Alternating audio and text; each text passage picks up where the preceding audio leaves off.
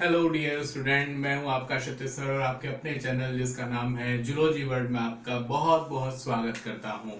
तो स्टूडेंट, हमने जो क्रैश कोर्स स्टार्ट किया है उसी कड़ी में मैं कुछ एक इम्पॉर्टेंट टॉपिक्स लेकर के आता हूं। जैसे आपने मेरी पिछली वीडियोस देखी होंगी जिसमें हमने देखा था इम्यूनिटी से रिलेटेड या फिर रेनिन एंजियोटेंसिन एल्डोस्टेरॉन मैकेनिज्म से रिलेटेड। तो ऐसे ही एक बहुत ही इंपॉर्टेंट टॉपिक 12th क्लास का जो ह्यूमन रिप्रोडक्शन वाला चैप्टर है उसमें आता है मेंस्ट्रुअल साइकिल। और ये मान करके चलिए कि मेंस्ट्रुअल साइकिल पे जरूर जरूर जो है वो क्वेश्चन बनता है।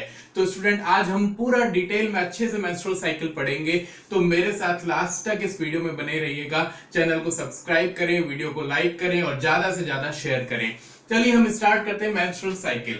देखिए, जब आप रिप्रोडक्शन पढ़ते हैं, ह्यूमन रिप्रोडक्शन पढ़ते हैं, तो फीमेल रिप्रोडक्टिव ट्रैक्ट में एक खास बात होती है। हम देखते हैं कि चाहे वो नॉन प्राइमेट फीमेल हो चाहे वो प्राइमेट फीमेल हो, उसमें जो है एक रिप्रोडक्टिव साइकिल जरूर चलता है। और ये रिप्रोडक्टिव साइकिल जरूरी होता है उस साइट के डेवलपमेंट के लिए। और बहुत से यूट्राइन चेंजेस उसमें हम देख सकते हैं, ovarian changes as well as uterine changes. और ब्लड में जो है बहुत से हार्मोनल चेंजेस भी उसमें देखे जाते हैं। तो देखिए, जो रिप्रोडक्टिव साइकिल होते हैं, जिसको हम बोल सकते हैं कि जो रिप्रोडक्टिव साइकिल्स हैं वो दो टाइप के होते हैं स्टूडेंट। और वो दो टाइप के कौन कौन से होते हैं? एक होता है जिसको हम बोलते हैं ईस्ट्रस साइकिल, और एक होता है जो कि हमने यहां पर आज हेडिंग डाली है, वो है मेंस्ट्रुअल साइकिल। तो देखिए, दोनों में क्या डिफरेंस होता है student? What is oestrus cycle? Oestrus cycle हम कहते हैं कि नॉन प्राइमेट फीमेल में ये पाया जाता है। तो ये नॉन प्राइमेट फीमेल जो होते हैं उनमें ये आप देख सकते हो, जैसे कि आप कैटल में देख सकते हो, बाफेलो में देख सकते हो, कैमल में देख सकते हो, या बिच में देख सकते हो, प्लस न्यू वर्ल्ड मंकीज में आप इसको देख सकते हो। जबकि जो मेंस्ट्रुअल साइकिल होता है स्टूडेंट, बहुत इंपॉर्टेंट है, एनसीईआरटी ने भी दिया हुआ है, वो मिलता है प्राइमेट फीमेल में। Primate female such as human beings में मिल जाएगा, प्लस एप्स में मिल जाएगा, कपी जिनको हम बोलते हैं, प्लस मंकी में मिल जाएगा, ओल्ड वर्ल्ड मंकीज में मिल जाएगा। बट एनसीईआरटी ने क्लियर नहीं किया है कि न्यू वर्ल्ड मंकी या ओल्ड वर्ल्ड मंकी। तो एनसीईआरटी सिर्फ इतना देता है कि प्राइमेट फीमेल में जो है मेंस्ट्रुअल साइकिल मिलता है such as human beings as well as apes and monkeys. तो ये आपको याद रखना है। रिप्रोडक्टिव साइकिल के दौरान बहुत से चेंजेस आते हैं, जैसा कि हम कह रहे हैं, और ये साइक्लिक इवेंट्स होते हैं, इसलिए हम इसको बोलते हैं साइकिल्स। अच्छा, अब हम यहाँ पर ईस्ट्रस साइकिल को थोड़ा सा मैं आपको बताना चाहूँ तो ईस्ट्रस साइकिल में एक हीट पीरियड होता है, एक पर्टिकुलर हीट पीरियड होता है जिस पर फीमेल जो है एनिमल है वो हीट में आता है,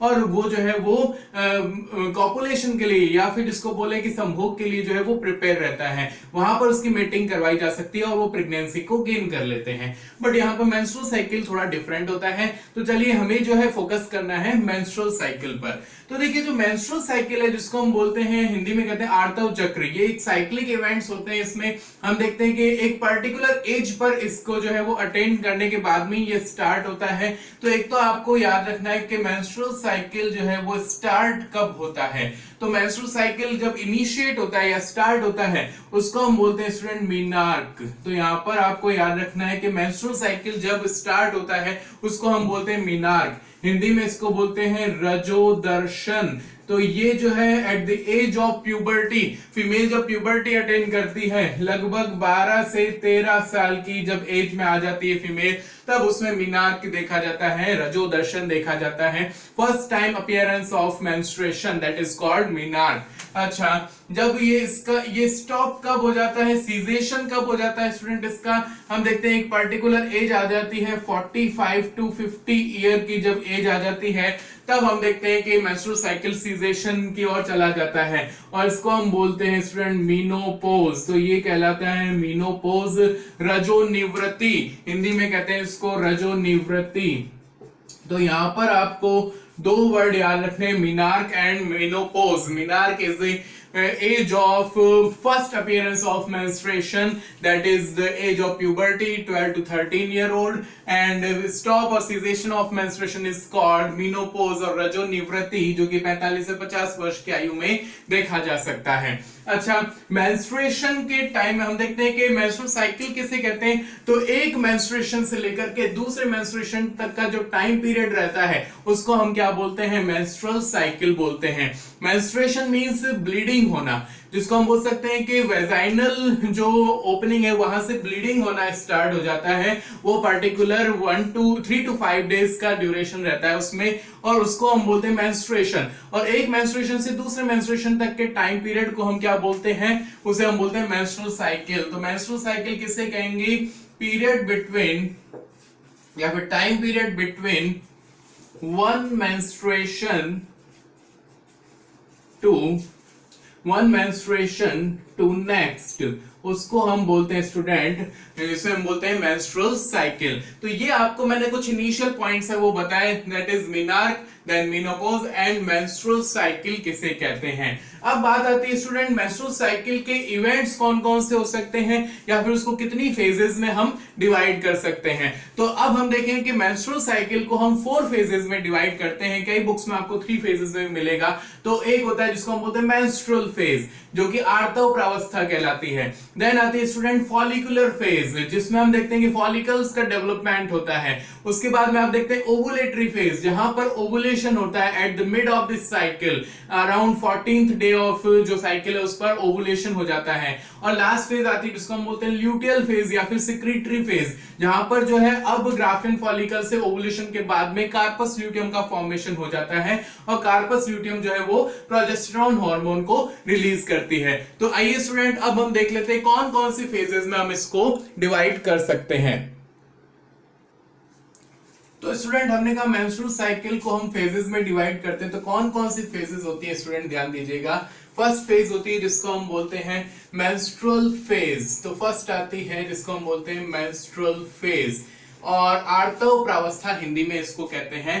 और मेंस्ट्रुअल फेज जो चलती है वो 3 to 5 डेज की होती है स्टूडेंट, ये आपको याद रखना है मेंस्ट्रुअल फेज। अच्छा, मेंस्ट्रुअल फेज की खास बात क्या है स्टूडेंट, यहां पर हम कहते हैं कि जो एंडोमेट्रियम होती है, यूट्रस की जो इनर मोस्ट लेयर होती है जिसको हम एंडोमेट्रियम कहते हैं, वो शेड ऑफ होने लगती है, और यूट्रस को जो ब्लड सप्लाई होती है, ब्लड वेसल्स होती है, वो डैमेज हो जाती हैं, जिसकी वजह से वेजाइनल ओपनिंग से जो है ब्लीडिंग होती है। तो हम इसको बोल सकते हैं कि ये ब्लीडिंग फेज भी कहलाती है।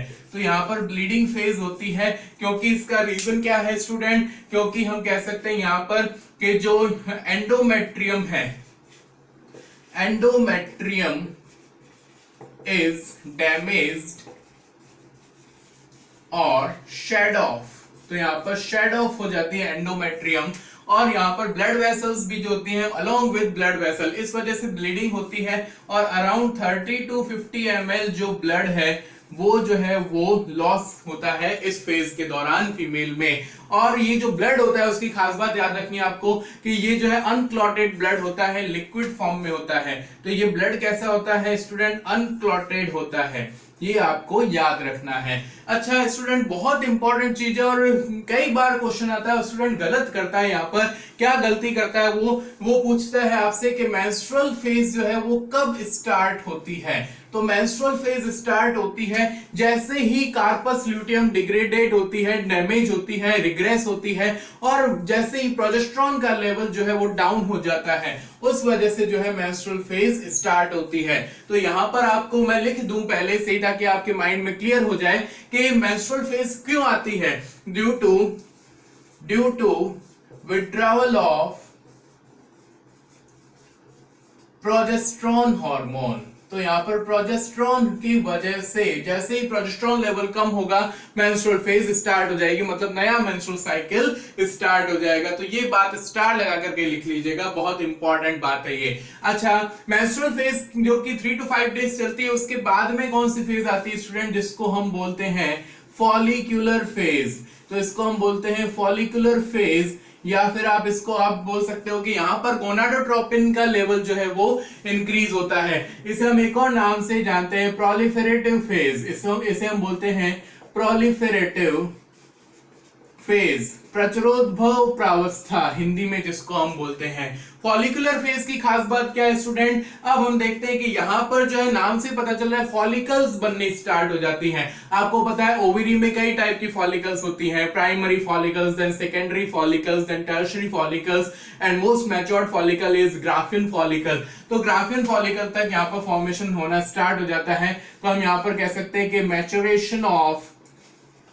मैच्योरेशन ऑफ फॉलिकल्स, यहाँ पर फॉलिकल्स जो है उनका बनना या फिर मैच्योरेशन होना स्टार्ट हो जाता है। और आपको पता है ऑलरेडी कि मैच्योरेशन के लिए, फॉलिकल्स के मैच्योरेशन के लिए हार्मोन की रिक्वायरमेंट होती है। तो यहाँ पर आपको FSH एंड LH का लेवल जो है वो हाई मिलता है। तो FSH और LH की वजह से वहां पर फॉलिकल्स ओवरी में डेवलप होना स्टार्ट हो जाती है। और आपको मैं बता दूं, FSH और LH को हम गोनाडोट्रोपिन्स कहते हैं। गोनाडोट्रोपिन्स मींस ऐसे हार्मोन जो कि गोनाड्स पर कार्य करते हो, फंक्शन करते हो, एक्ट करते हो।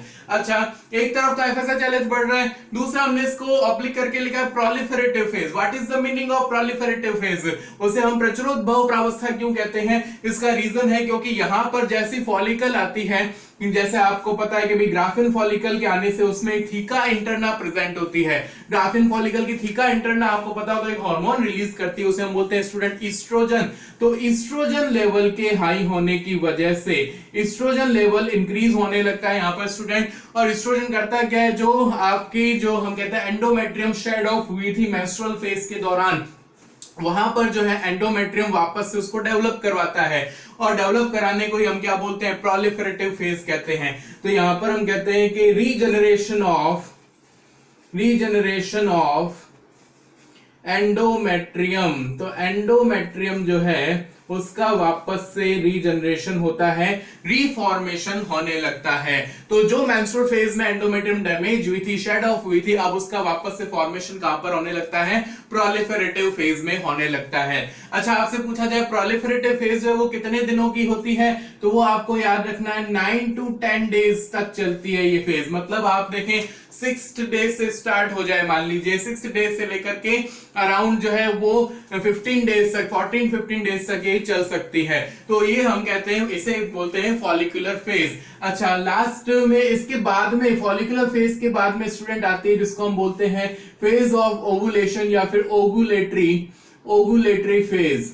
तो यहाँ पर ओवुलेटरी फेज आपको दिखाई देगी, जो कि 3rd फेज आती है मेंस्ट्रुअल साइकिल की। ये बहुत इंपॉर्टेंट फेज है और आप देखेंगे कि ये शॉर्टेस्ट होती है सारी की सारी फेज में। शॉर्टेस्ट कैसे कह सकते हैं, इसका जो ड्यूरेशन रहता है हम मानते हैं ओनली 1 डे, एक दिन की जो है वो इसकी ड्यूरेशन रहती है। तो ओनली 1 डे ड्यूरेशन जो है वो ओवुलेटरी फेज की रहेगी। ओवुलेटरी फेज की खास बात क्या है स्टूडेंट, आप देखेंगे कि अब जो डेवलप हो चुकी है ग्राफिन फॉलिकल, उस ग्राफिन फॉलिकल से जो है वो सेकेंडरी oocyte को रिलीज करवाया जाता है और वही जो है क्या कहलाता है, ओवुलेशन कहलाता है। डेफिनेशन क्या होती है ओवुलेशन की? Ovulation is the release of secondary oocyte from the graphene follicle in the influence of LH hormone. तो यहां पर हम कह रहे हैं कि जो ओवुलेशन का जो टाइम आता है उसमें FSH और LH दोनों का ही लेवल बहुत ज्यादा इंक्रीज हो जाता है। बट मेनली कौन सा हार्मोन बहुत ज्यादा होना चाहिए,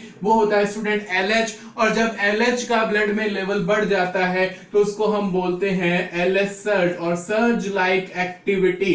तो यहां पर बहुत इंपॉर्टेंट है कि LH सर्ज पर क्वेश्चन आने के चांसेस होते हैं। What is LH surge? तो LH सर्ज जो है वो मेंस्ट्रुअल साइकिल के मिड फेज में LH हार्मोन का मैक्सिमम लेवल पीक पर पहुंच जाता है LH, जिसकी वजह से सेकेंडरी oocyte जो है वो मैच्योर्ड ग्राफिन फॉलिकल से रिलीज हो जाती है और यही क्या कहलाता है, ओवुलेशन कहलाता है।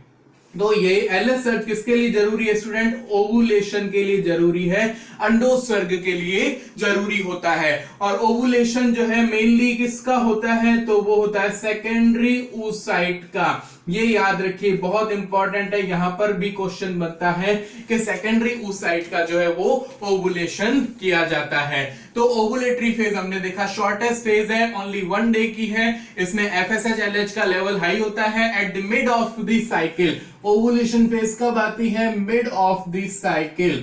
मिड ऑफ द साइकिल में आपको ओवुलेटरी फेज मिलेगी और यहाँ पर FSH LH का लेवल हाई होगा। बेसिकली LH का लेवल हाई होता है और LH का जब मैक्सिमम लेवल पीक पर पहुंच जाता है तो उसको हम बोलते हैं LH सर्ज। और LH सर्ज किसके लिए रिक्वायर्ड है, तो वो ओवुलेशन के लिए रिक्वायर्ड है, release of secondary oocyte from the matured graphene follicle.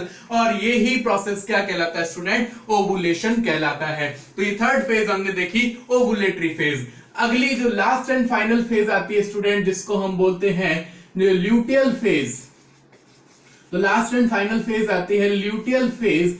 या फिर इसको आप सिक्रीटरी फेज भी बोलते हैं। ल्यूटियल फेज या फिर सिक्रीटरी फेज या फिर इसको प्रोजेस्ट्रोजेनिक फेज भी बोलते हैं। अच्छा, ल्यूटियल फेज क्या है स्टूडेंट? तो ल्यूटियल फेज आपको पता हो तो जैसे ही मैच्योर्ड ग्राफिन फॉलिकल रप्चर होती है वहां से सेकेंडरी oocyte जो है रिलीज होती है, मतलब ओवुलेशन होता है। अब ग्राफिन फॉलिकल जो है किसमें कन्वर्ट हो जाती है?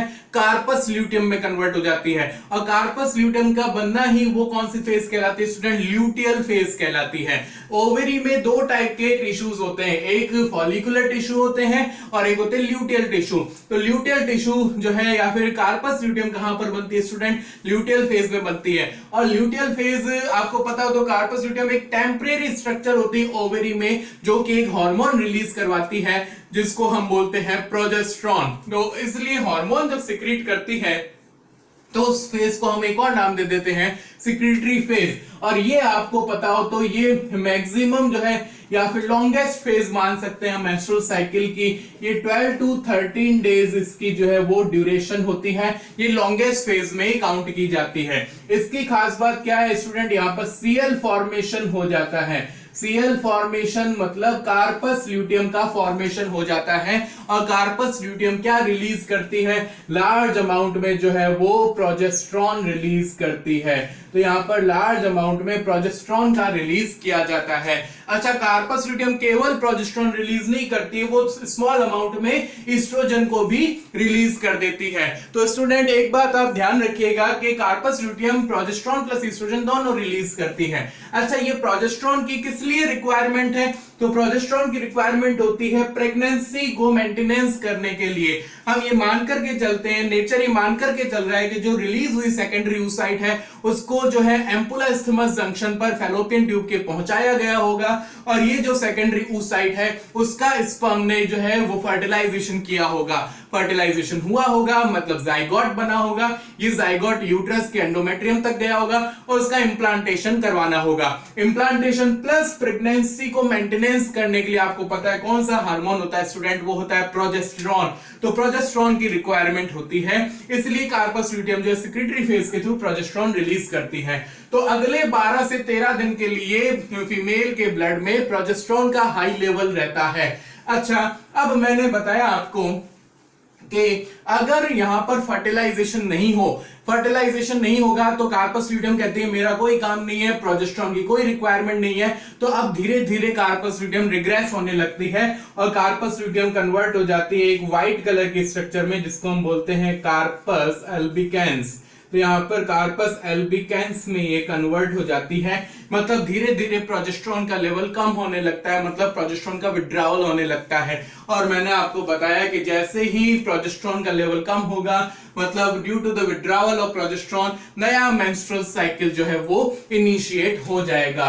इसलिए हम कहते हैं अगर फर्टिलाइजेशन नहीं होता है तो ल्यूटियल फेज वापस से चली जाती है किसमें? मेंस्ट्रुअल फेज में, क्योंकि वहां पर प्रोजेस्टेरॉन का लेवल डिक्रीज हो चुका है। वापस से ब्लीडिंग फेज आ जाएगी, एंडोमेट्रियम डिस्ट्रॉय होगी, ब्लीडिंग स्टार्ट होगी, फिर उसके बाद में follicular phase, then ovulatory phase, then luteal phase. ये तब तक चलेगा जब तक कि फर्टिलाइजेशन ना हो। अच्छा, कई बार क्वेश्चन पूछा जाता है कि कौन कौन से ऐसे फैक्टर्स हैं जिससे जो है मेंस्ट्रुएशन जो है रुक जाता है, वहां पर स्टॉप हो जाता है या फिर जिसको हम बोले इरेगुलर हो जाता है। तो पहला आंसर आप क्या करोगे? Due to fertilization of secondary oocyte। अगर सेकेंडरी oocyte का फर्टिलाइजेशन हो जाता है तो अगला मेंस्ट्रुअल साइकिल जो है स्टार्ट नहीं हो सकता है, क्योंकि अब जो मेंस्ट्रुअल साइकिल है वो कहां पर जाकर के रुक चुका है? वो ल्यूटियल फेज में, वो सिक्रीटरी फेज में ही जाकर के रुक चुका है। अच्छा, अदर फैक्टर्स जो कि मेंस्ट्रुअल साइकिल को इरेगुलर बना सकते हैं वो कौन कौन से हो सकते हैं? अगर फीमेल स्ट्रेस में है, स्ट्रेस की कंडीशन में तो ऐसा हो सकता है।